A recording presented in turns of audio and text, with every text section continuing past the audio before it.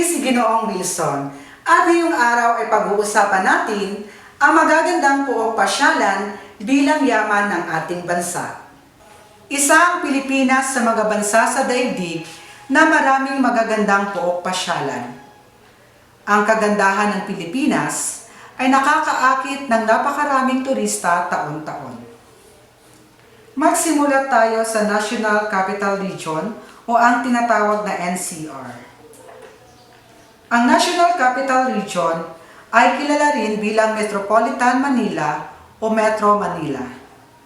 Dito matatagpuan ang sentro ng pambansang pamahalaan at mga pangunahing institusyon sa edukasyon, kultura at kalakal. Ito'y nasa timog kanluran ng rehiyon Central Luzon. Ito ang mga makasaysayan at magagandang puok pasyalan sa Metro Manila. Fort Santiago, Rizal Park, Simbahan ng San Agustin, Manila Cathedral, Metropolitan Museum of Manila, Money Museum sa compound ng Bangko Sentral ng Pilipinas, Manila Bay, Elsa Shrine at People Power Monument, Quezon Memorial Circle at Heroes Monument. Ngayon ay magtungo tayo sa iba't ibang rehiyon sa Luzon. Ang una ay ang Cordillera Administrative Region o CAR, Ifugao. Ang Banawe Rice Terraces o hagdang-hagdang palayan ay inililok sa bulubundukin na may taas humigit kumulang sa 1,500 metro at may lawak na 10,000 kilometro kwadrado. Benguet. Dito makikita ang taniman ng strawberry at iba't ibang gulay kung kaya't ito'y tinawag na salad bowl ng Pilipinas.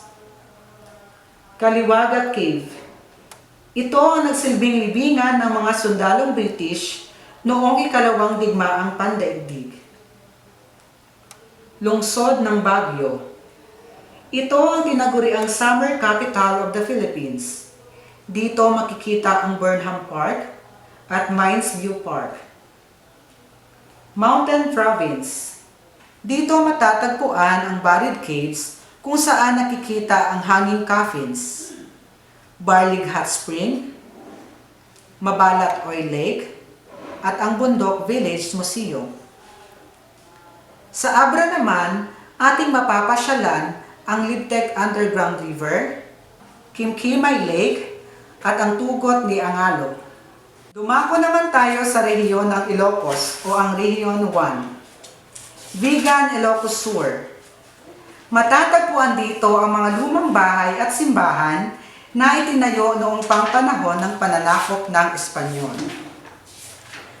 Ang mga kilalang pasyalan dito ay Vigan Heritage Park, St. Paul Metropolitan, at ang Burgos Museum. La Union. Sa La Union makikita ang Tangadan Falls, Pugad Pugo Adventure, Gapos Grapes Farm, Pindangan Ruins, Christ the Redeemer Statue, at ang Macho Chinese Temple. Pangasinan. Ang Pangasinan ay kilala sa 100 Islands, Lingayen Gulf, kung saan naganap ang invasion of Lingayen Gulf noong ikalawang digmaang pandaigdig. Ilocos Norte. Sa Ilocos Norte, masisilayan ang Banggi Windmills, San Agustin Church of Paway, Cape Boyador Lighthouse, Patakat Viaduct, Kapurpurawan Rock Formation, Sinking Bell Tower, Malacanang of the North, Saud Beach, Ferdinand E. Marcos Presidential Center, Blue Lagoon, Cabigan Falls, Museo Ilocos Norte, Kaangrian Falls, Marcos Museum, Banggi Bay, Tanap Avis Falls, Paway Lake, at Cathedral of St. William. Cagayan Valley o ang tinatawag na Rehiyon 2. Kilala ang rehiyon na ito sa pagkakaroon ng mga makasaysayan at magagandang tanawin. Sa Batanes, makikita ang kakaibang yari ng bahay na mabababa, maliliit, at ginagamitan ng matitibay na materyales kagaya ng bato. Sinadya ito upang hindi masira ng malakas na bagyo ang mga bahay. Dito rin matatagpuan ang isla ng Mavudis. Cagayan. Ang Cagayan ay kilala sa kanilang Calao Cave, Fuga Islands, at Cagayan River. Sa Isabela, matatagpuan ang Aguinaldo Shrine. Sa lugar na ito nasukol ang hukbong Amerikano na si General Emilio Aguinaldo. Nueva Vizcaya. Dito makikita ang Mount Pulag National Park at ang Lion Alayan Cave. Dumako naman tayo sa Central Luzon o Rehiyon 3. Ating tuklasin ang mga magagandang tanawin sa Rehiyon 3 o Central Luzon. Bataan. Sa Bataan, ating masisilayan ang Sibol Spring, dambana ng Kagitingan na itinayo bilang alaala sa mga sundalong nakipaglaban noong ikalawang digmaang pandaigdig. Sa Bulacan makikita ang Baraswain Church, Madlum Caves, at Biak na Bato Park. Samantalang naroroon naman sa Nueva Ecija ang Camp Pangatian at Minalungaw Park. Pampanga. Dito ay ating mapupuntahan ang Angat National Park, Pascuhan Village, at Clark Economic Zone. Sa Tarlac naman makikita ang Paradise Island, Bueno Hot Spring, Maria Clara Museum na itinatag ng lalawigan bilang parangal sa kasintahan ni Jose Rizal na si Leonor Rivera. Zambales. Sa lugar na ito makikita ang Mount Pinatubo Crater Lake at ang bahay ni Pangulong Ramon Magsaysay. Dumako naman tayo sa Rehiyon 4A o ang tinatawag na Calabarzon. Marami ring magagandang atraksyon sa Rehiyon 4A. Nangunguna nga rito ang Cavite, kung saan naroroon ang People's Park na matatagpuan sa Tagaytay City. Ang Laguna ay kilala sa 7 lawa at may init na bukal. Makikita sa probinsya ang Pagsanhan Falls, Mount Makiling, Villa de Escudero, Hidden Valley Resort, at ang Puok ni Maria Makiling. Samantala, sa Batangas naman matatagpuan ang Taal Volcano na nasa gitna ng Taal Lake, Basilica of St. Martin de Porres, Munting Buhangin Beach, at Anilao Beach. Sa Rizal, o sa lalawigang ito, naroroon ang Daranac Falls at ang simbahan ng Antipolo. Kilala ang Quezon dahil sa Mount Banahaw at Quezon National Park. Ngayon naman ay dumako tayo sa Rehiyon 4B o ang tinatawag na Mimaropa. Sa Mimaropa, matatagpuan ang mga lalawigan ng Mindoro, kung saan masisilayan ang ganda ng Puerto Galera, Apo Reef o ang pangalawang pinakamalaking coral reef sa buong mundo. Sa Marinduque naman makikita ang Maniwaya Island, Marinduque Wildlife at Faadjao Falls. Sa probinsya ng Romblon, masasaksihan ang ganda ng Bonbon Beach at St. Joseph Cathedral. Sa Palawan, matatagpuan ang Puerto Princesa Underground River at ang Kangayan Lake. Dumako naman tayo sa Rehiyon 5 o ang tinatawag na Bicol Region. Sa Rehiyon 5, matatagpuan sa Albay ang Mayon Volcano at ang Hoyop-Hoyopan Cave. Sa lugar naman ng Camarines Norte, matatagpuan ang Bagabas Beach at Marang Falls. Sa Camarines Sur, matatagpuan ang Sabang Beach, Adiango Cave, at ang Buhi Lake kung saan nahuhuli ang Sinarapan.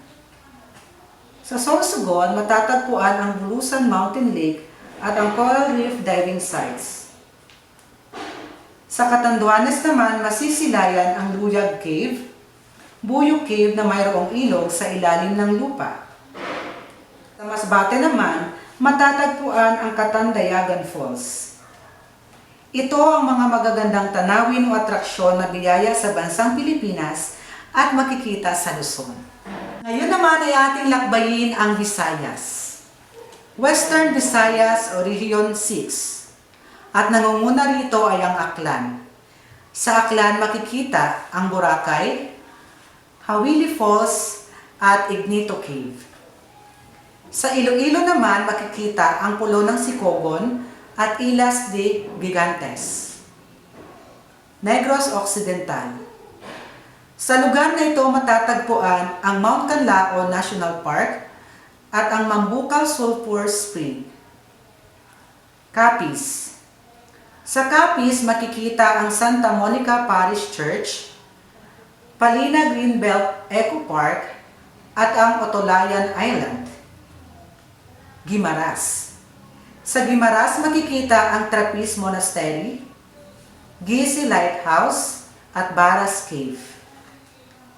Sa Antique naman matatagpuan ang Malumpati Cold Spring, Bugtong Bato Falls at Igbaklag Cave. Dumako naman tayo sa Central Visayas o Region 7 at nangunguna rito ang Cebu. Pangalawa ang Bohol, kung saan matatagpuan ang Chocolate Hills at Hinagdangang Batungay Caves. Sa Negros Oriental naman, matatagpuan ang White Sand Reef at ang Pipe Organ. Sa Siquijor, makikita ang Cantaban Cave at San Juan de Capilang Lake. Eastern Visayas o Region 8. Leyte. Dito dumaong ang grupo ni General Douglas MacArthur. At dito rin makikita ang Pulo ng Limasawa kung saan dito ginanap ang kauna-unahang misa sa buong Asya. Samar.